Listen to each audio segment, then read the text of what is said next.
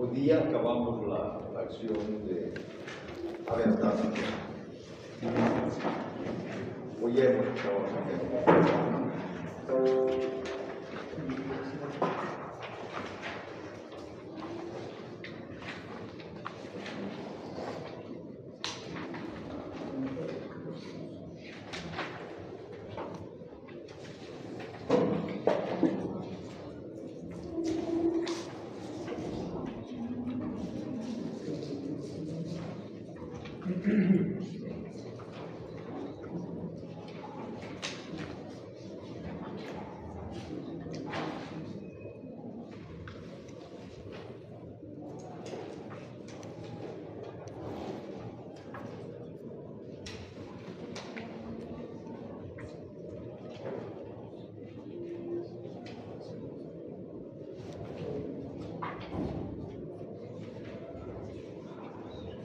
Ya, ¿dónde hemos quedado en el tema este?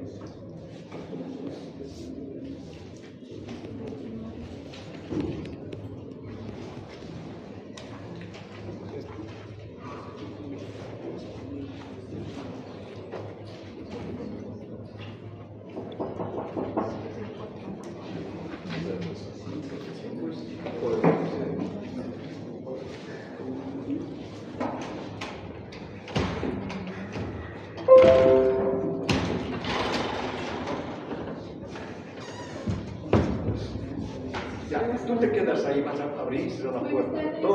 Buenas, oye, ¿cómo te llamas? Buenas tardes. Ya, yo te estoy pidiendo que te quedes para que abras y cierres la puerta. Pensé que Sí. ¿Listo? Bueno.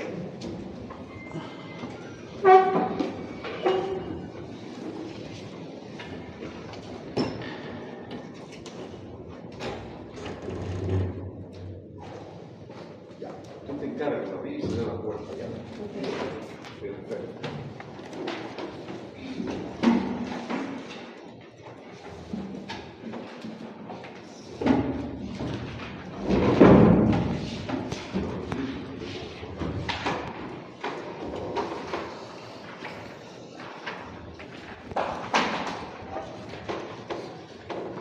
Ya, ¿dónde hemos quedado?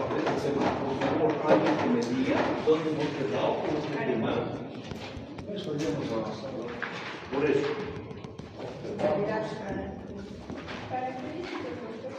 Ya, vamos a hablar todos de las características. ¿Ya? ¿De aquí? ¿Aquí hemos quedado? Sí, ya.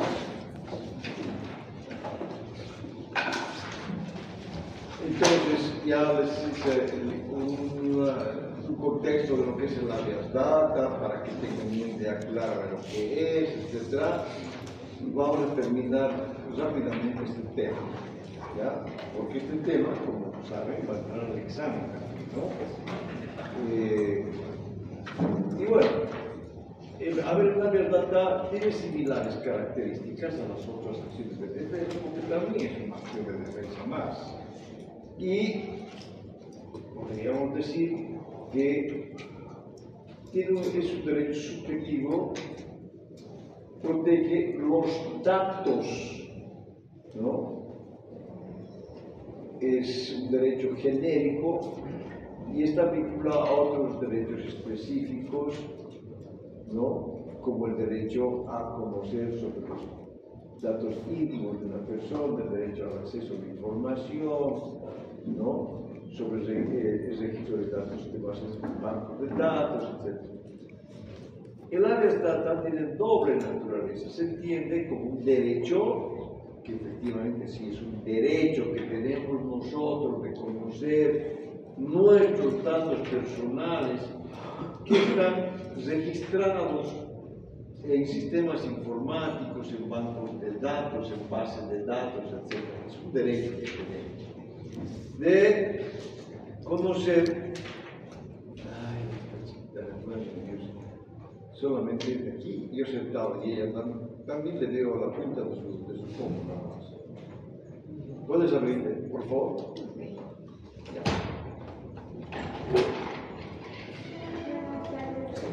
Buenas tardes. Bueno.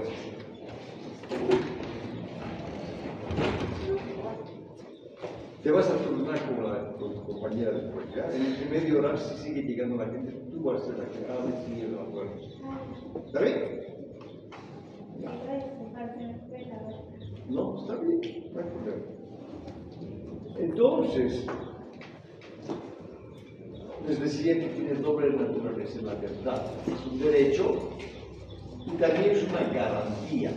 Vamos a ver más adelante algunos artículos de la Constitución Política del Estado, en el capítulo de las garantías, para que veamos que es una garantía también constitucional en la verdad, la protección de los datos personales de los ciudadanos, etc. ¿Ya? Tiene su doble naturaleza, ¿no? Porque aparte de ser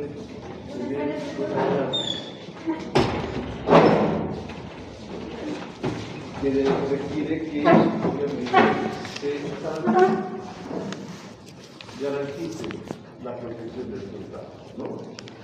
Se dice como una característica que es una especie de amparo constitucional.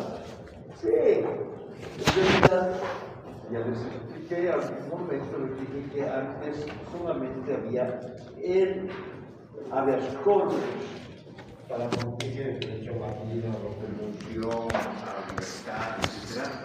Y que había el amparo constitucional, el recurso de amparo constitucional, que protegía todos los demás derechos. Era, como les decía, un inmenso paraguas que protegía todos los derechos, que no se refería a los derechos que protegía el habeas corpus. Por ejemplo, el habeas data sí era antes, cuando no estaba constitucionalizado el habeas data, se protegía los mismos derechos que protege actualmente el habeas data con el amparo constitucional. No había esa figura constitucional de habeas data, y como les había también explicado, recién a partir del 2004, en la última reforma de la anterior Constitución, que estuvo vigente hasta la promulgación de la nueva Constitución, esa Constitución del 67 tuvo 4 reformas, y además la Constitución que más años de vida tenía, ¿no? Calculen ustedes cuántos años de vida tenía, ¿no? La Constitución del 67. Y la última reforma parcial de esa Constitución permitió por primera vez introducir el habeas data. Ya les expliqué, había razones, ¿no? ¿Por qué? Porque había demasiado abuso, ¿no? Y un ilegal uso de los datos personales que estaban en algunos bancos de datos, bases de datos, ¿no? Y ya había nomás cierto avance tecnológico, informático, empezaron a aparecer las primeras plataformas en cualquier cantidad, ¿no? ¿A cuál mejor o peor? Sí, depende desde qué perspectiva uno ve. Entonces, ¿no? Sí se podría decir que es una subespecie de amparo porque se desgaja prácticamente, ¿no? El recurso de amparo constitucional, el habeas data, para un tema específico de los datos, buenas tardes, personales, ¿no? Se puede plantear el habeas data contra entidades públicas que tienen bases de datos, SEGIP, CERECI, no se vaya atrás, acá nomás, por acá adelante. SEGIP, CERECI y todas las que conocemos, ¿no? Que cuentan con importantes bancos de datos, ¿no? La base de datos de la Contraloría, por ejemplo, es importante, porque son buenos años que se mantiene esa base de datos referido a, ¿no?, las declaraciones juradas sobre nuestro patrimonio y sobre nuestros bienes y nuestros ingresos cuando uno quiere ser servidor público, etc., ¿no? Entonces, son islas que están bajo juicio de las instituciones públicas y también privadas. El sistema financiero bancario, por ejemplo, tiene una gran base de datos que ha registrado todos los datos personales de sus prestatarios, de sus clientes, etc. Y hace años que se van manteniendo eso. Ahora, todas las bases de datos que estaban en poder de las entidades públicas, ¿no?, en el gobierno de Morales, en su segundo mandato, creo que fue, no puedo precisar qué año, se han consolidado estas bases de datos en una entidad que hasta ahora existe y se está manteniendo, ¿no?, que es la AGTIC. La AGTIC. Esa decisión de crear esta nueva institución, la AGTIC, para consolidar todas las bases de datos de todas las entidades públicas, tenía una utilidad y un fin muy importante, que es el control, prácticamente, ¿no? Y le dieron mucha importancia a esto, y de esa manera también había un control político de todos los bolivianos. Bueno, la otra característica es que antes de plantear esta acción de defensa se tiene que pedir primero agotar la instancia previa, por ejemplo, la instancia de petición o de reclamación. La instancia de petición para que el tenedor de ese banco de datos le permita a uno el acceso a esa información. Todos tenemos el derecho a tener acceso a esa información. Tenemos el derecho a decir, señor, ¿usted desde cuándo tiene mis datos personales? ¿Quién le ha suministrado, le ha facilitado mis datos personales? ¿Para qué tiene usted esos datos personales? ¿Qué utilidad le va a dar mis datos personales? ¿No? Todos uno tiene derecho a saber, porque, claro, hay un interés directo en ese tema, porque cuentan con mis datos personales, ¿no? Entonces, antes de pedir o activar la jurisdicción constitucional a través de una vez data, se hace la petición o, en su caso, ¿no?, cualquier reclamo en algún defecto o error o omisión que haya tenido mis datos personales. Para eso también sirve el habeas data, ¿no? En realidad, en esencia, para eso sirve el habeas data, para acceder, para pedir que se complementen datos que faltan, para pedir que se supriman algunos datos que me afectan mi privacidad, para modificar algunos datos, para actualizar algunos datos, ¿no?, que no están en ese banco de datos. Me interesa que se actualicen. Por ejemplo, hoy puedo ser estudiante universitario de Derecho y de aquí al próximo año ya pueden ser licenciados en Ciencias Jurídicas y Políticas. Entonces, uno puede ir a actualizar, ¿no?, que tienen la licenciatura de Ciencias Jurídicas y Políticas. Quizá han logrado una maestría. Hay algunos que se les encanta que se les diga magíster, ¿no?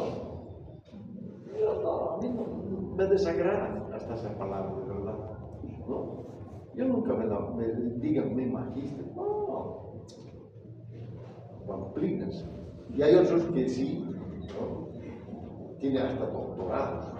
Aquí hay docentes, doctores, de verdad, pero con título de doctor en Derecho, ¿no?, que lograron ciertos contactos con España y tuvieron tuvieron la oportunidad de estudiar un doctorado en España y han vuelto también, han sido docentes, ¿no? Muy buenos docentes, por supuesto, ¿no?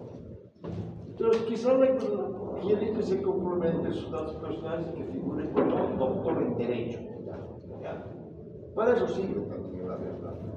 Si es que no le dan cabida, entonces se agota primero esa instancia de petición, de reclamo, etc. Y si no encuentra respuesta uno, entonces activa pues, ¿no? Esta acción de la defensa para lograr eso. ¿Ya? Es un derecho humano, sí, dice uno de la tercera, otros dicen de la cuarta o de la quinta generación. Lo que pasa es que cada vez van apareciendo más derechos humanos por la necesidad de que existan normas que puedan de alguna manera regular todos los cambios que hay a nivel de todo el planeta nuestro, ¿no?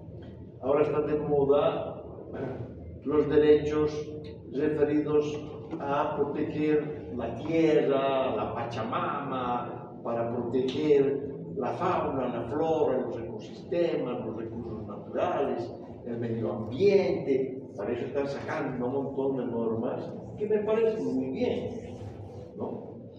Entonces hay que proteger a nuestro planeta, ¿no? Hay países que no tienen acceso al agua potable, por ejemplo, ¿no? Gran parte de nuestro territorio y de nuestra población, yo creo que la mayor parte de la población boliviana no tiene acceso al agua potable, no tiene acceso.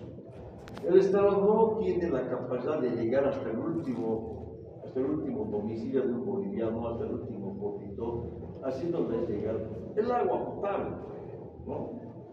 Bueno, entonces se van generando cada vez más y más derechos, ¿no? Tan importantes, protectivos, siempre en beneficio de la colectividad de la gente, y de ahí van surgiendo los derechos humanos de la primera, de la segunda, de la tercera, dicen que algunos que la verdad pertenece a los derechos de la tercera generación. Hay otros que dicen no, son de la cuarta generación, pero tenemos problemas de qué generación son. ¿Ya? No hay mucho lío en eso. Es un derecho personalísimo, claro que sí. ¿Ya? Protege además colateralmente otros derechos, ¿no? Como por ejemplo el derecho a la identidad. La identidad es un derecho básico, fundamental para la existencia de un ser humano. Todos tenemos nuestra propia identidad con nuestros propios datos personales, ¿ya? Por ejemplo, mi huella dactilar es única. No hay otro que tenga esta huella, y lo mismo las huellas dactilares de ustedes, ¿no? Hay ciertas características, por ejemplo, los rasgos faciales, que son únicos. Y ahora, tanto es el avance tecnológico, etcétera, que ahora el iris del ojo de una persona es único y da una certeza del 100%, más que las huellas dactilares. Quizá pueda haber un ser humano en este planeta que tenga mis mismas huellas, que tenga idénticas huellas a mis huellas, pero es poco probable, pero posible. Pero el tema del iris del ojo no. Y por eso que en otros países ya no hay la lectura de las huellas dactilares, como vemos en Salacuerda, en las costas, ¿no? Entonces, o el rostro de una persona con características, ¿no?, biométricas, de rasgos faciales, todo aquello. Entonces, es eso parte de mi identidad y también todos mis datos demográficos, digamos así. Los datos demográficos, que me llamo, qué apellido, quién es mi papá, quién es mi mamá, quiénes son mis hermanitos de mayor a menor, quién es ¿no? ¿Con quién me he casado? ¿Cuántos hijos he tenido? ¿Qué se llaman mis hijos? ¿No? Mi profesión, mi trabajo, mi actividad, mi oficio, todo. Eso es parte de la identidad de las personas. Y eso debe ser protegido, por supuesto, ¿no? Y la identidad está íntimamente relacionada con la imagen, ¿no? Con la imagen de cada uno. Todos tenemos nuestra propia imagen. Y somos nosotros los que debemos cuidar nuestra imagen, ¿no? Es muy importante que está vinculado a lo que es la identidad de las personas. Nadie se nos va a cuidar su imagen, nadie. Cada uno tiene que saber cuidar su propia imagen, ¿no? Su propia reputación, su propia dignidad, su propia honra. Nadie se los va a cuidar. No crea que la verdad les va a proteger del todo y no, imposible. Por eso ya les comenté, los países altamente desarrollados van por la autorregulación. Dicen, nosotros no podemos, con una ley o con nuestra constitución, proteger a ustedes. Entonces, cada uno que aprenda a proteger su cultura, a proteger su imagen, su reputación. La imagen que no tiene precio, no tiene precio. Para cada ser humano, su imagen debe ser lo más valioso que debe tener. Así debería ser, debería uno pensar. ¿Sí? Lo más valioso que uno tiene es su propia imagen. ¿Qué más? ¿No? Ni su casita, ni su Audi, ¿no? Eléctrico, kilómetros, le ha costado 50.000 bolivianos ese ministro que ya se ha ido. ¿No? Hay que cuidar la imagen. ¿No? Imagínense ustedes, a ver, pónganse a pensar un minutito nada más. ¿Se imaginan cómo está la imagen de estas muchachas de la Nadia, esta gente tanto escándalo en los días? ¿No?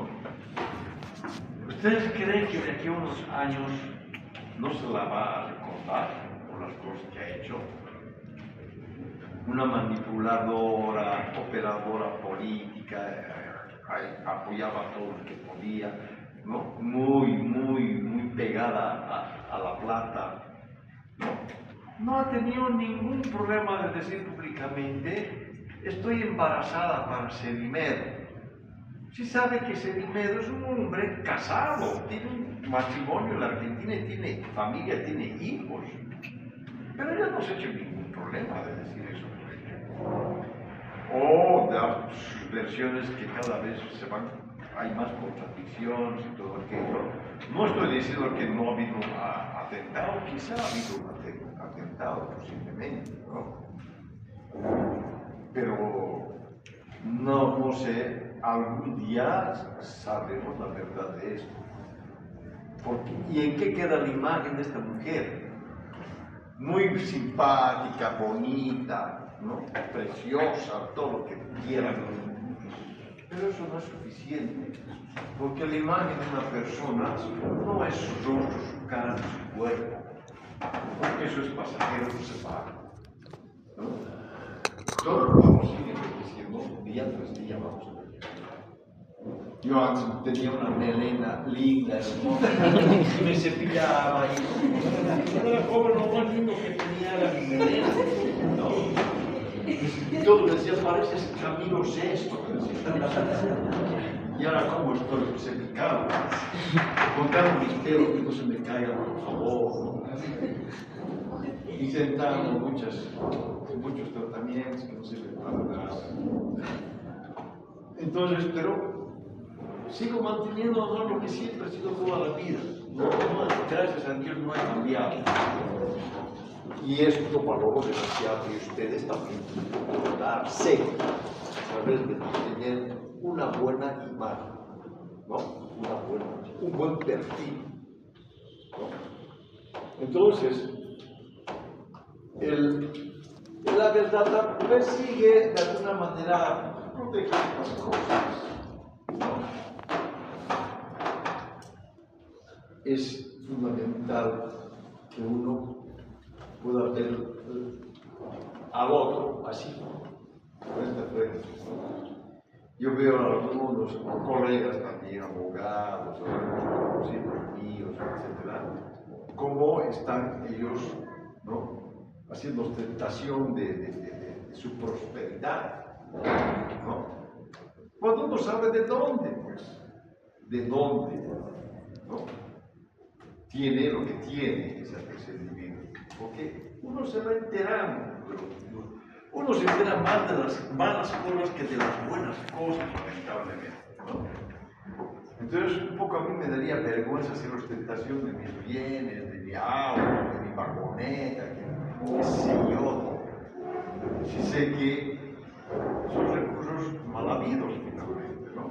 Pero gente sin vergüenza, que no tiene, como decía mi padre, tienes que tener sangre en la cara, ¿no? Entonces, eso es lo que nos está entendiendo y es lo que yo digo. ¿Qué futuro tendrá esa mujer? Porque lo que ha hecho no tiene nombre, ¿verdad? No tiene nombre, ¿no? Y no sé hasta qué punto será real todo lo que ha pasado.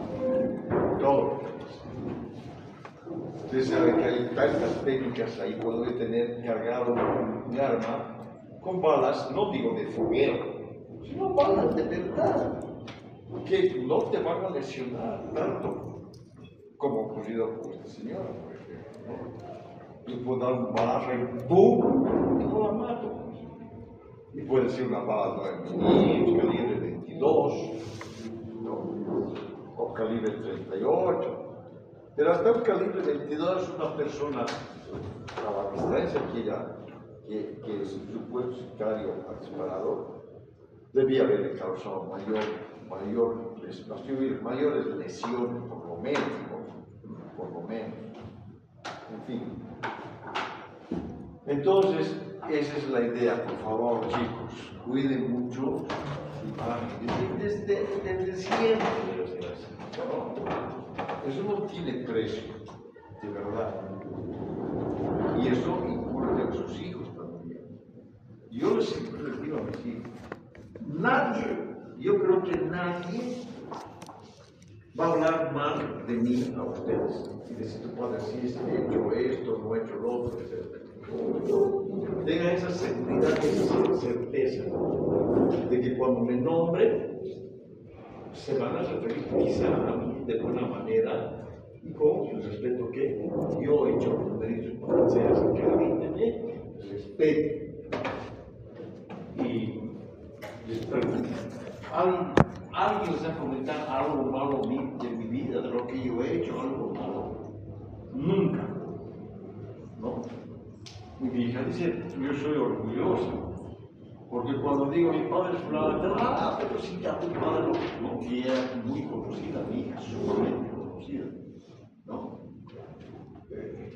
Ella también es abogada, en fin. Bueno, y es lo que uno tiene que hacer, ¿no? Mantener su imagen, su reputación, etc. Por eso, pues, que los países organizadores dicen que es problema de cada uno, que hay una autorregulación, cada cual que se las arregle, que cuide su pellejo, ¿no? Entonces, eso se logra con, ¿no?, una vida honesta, sencilla, nada ostentosa, ¿no? Entonces, yo no tenía ninguna vergüenza de nada. Yo he tenido muchos años una petita blanca, hermosa la mi petita, yo la amaba. Y yo estaba con mi petita y de repente en un semáforo apareció una vagoneta con sus vidrios rayos. Hola hermano, ¿cómo estás? Tipo, ¿no? Y yo bien, mi petita, tranquilo, orgulloso de mi petita, porque sé de dónde tenía esa vagoneta ese tipo, sabía perfectamente. decía, allá él, es su vida, ¿qué me importa? ¿No? Bueno, el habeas data defiende los derechos constitucionales de las personas naturales, colectivas, etc. ¿No?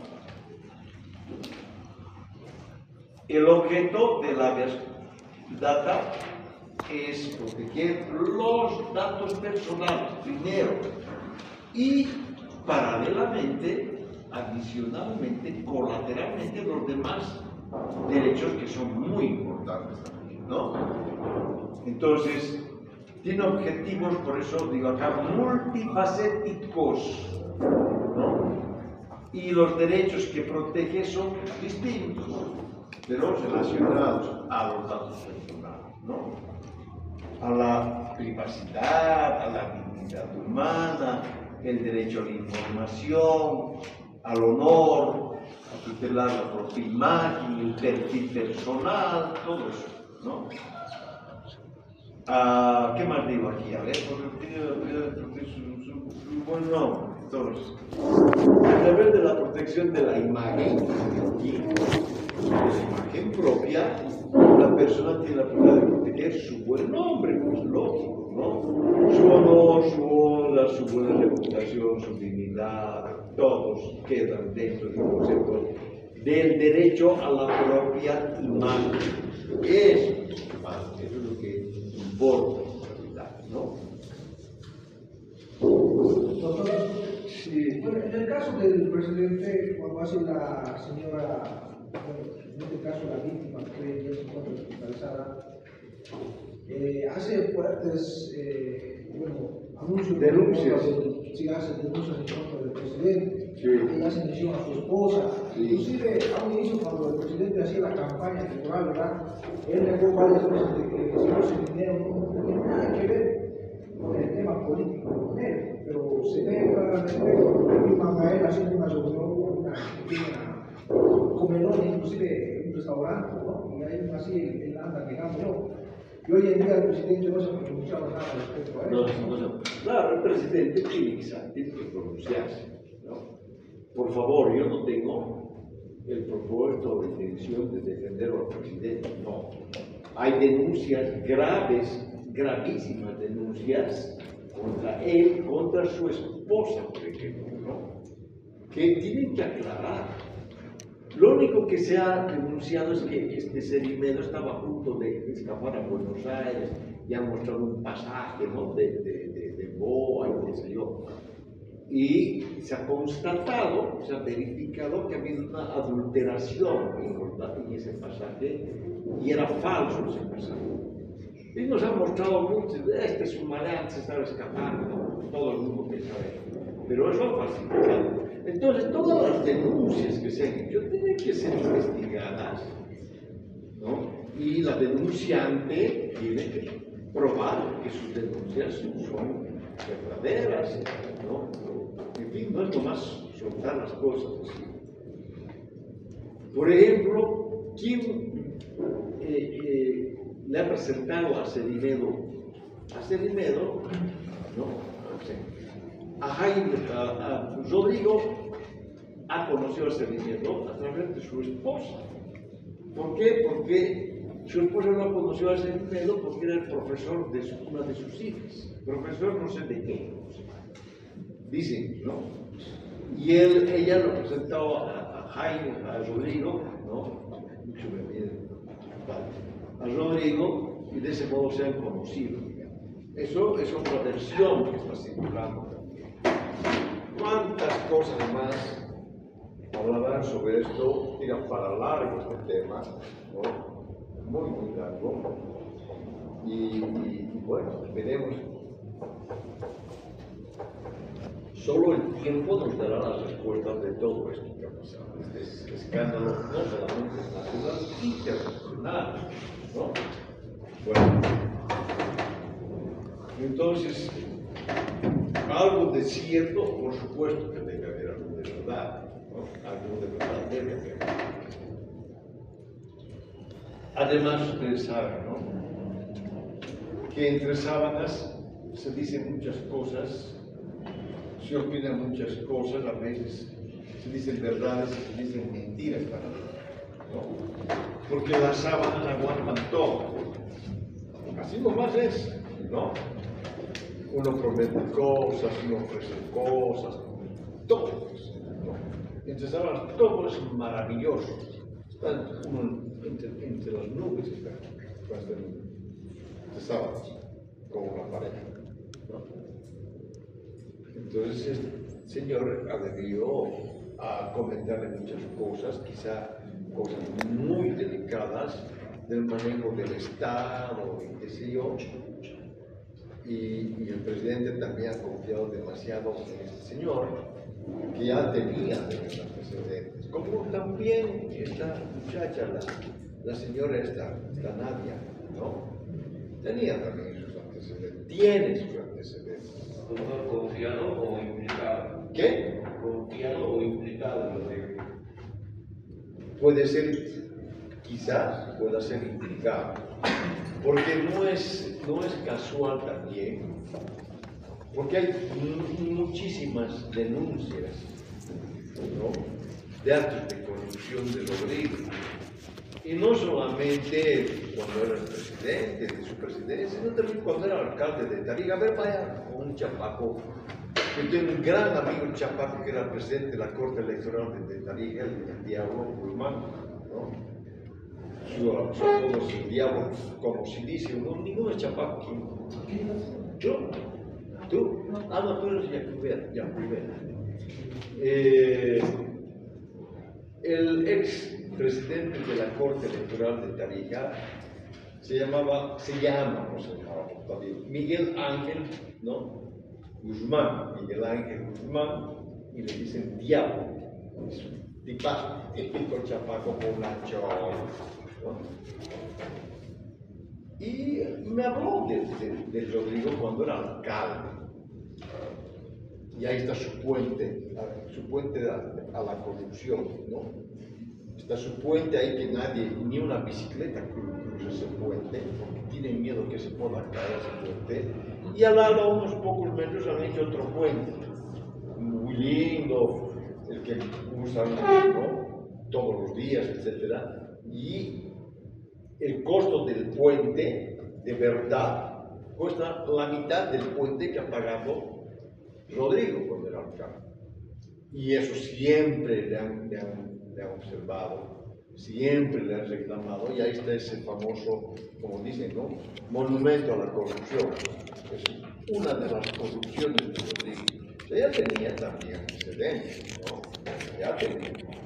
Entonces, ¿por qué creen que los chapacos, que son tan querendones de su tierra, ¿no?, de sus cumpas, como dicen ellos, ¿por qué creen que no ha ganado Rodrigo ni en la primera ni en la segunda vuelta de elección? Porque no lo quieren en Tarija. En realidad no los quieren a los Paz y a los Zamora, porque el monte de Zamora del PRI, gran político también, y los Paz, desde Víctor Paz, Toro, ¿no?, su propio padre Jaime Paz, Paz, ya vio otros Paz muy vinculados con la política, etc. Conocidos, familias muy conocidas. Y los Urquidi lo mismo, ¿no? Se averiguan los antecedentes de los Urquidios, estoy hablando de la esposa de Rodrigo, ¿no? Su padre tiene grandes denuncias de corrupción, inclusive ha estado en la cárcel por eso, no muchos años, pero ha estado en la cárcel, porque ha quebrado varios bancos, y entre los últimos que ha quebrado ha sido el Banco Fácil, y por eso se escapó a Estados Unidos, con una deuda de más de $100 millones, ¿no? Su padre de la esposa de... O sea, son familias muy conocidas, ¿no? Y sin buenos antecedentes, más bien al contrario, ¿ya? Entonces, seguiremos. Las finalidades del accionar de protección de privacidad. Si las finalidades son estas, entonces, ¿por qué le ponen, pues, acción de protección de privacidad. Aquí no va a haber una sola finalidad que diga que es para proteger la privacidad de las personas. No. La verdad sirve para que acceda uno a la información de los datos que están en un banco o una base de datos. Sirve para qué? Para que se actualicen los datos atrasados.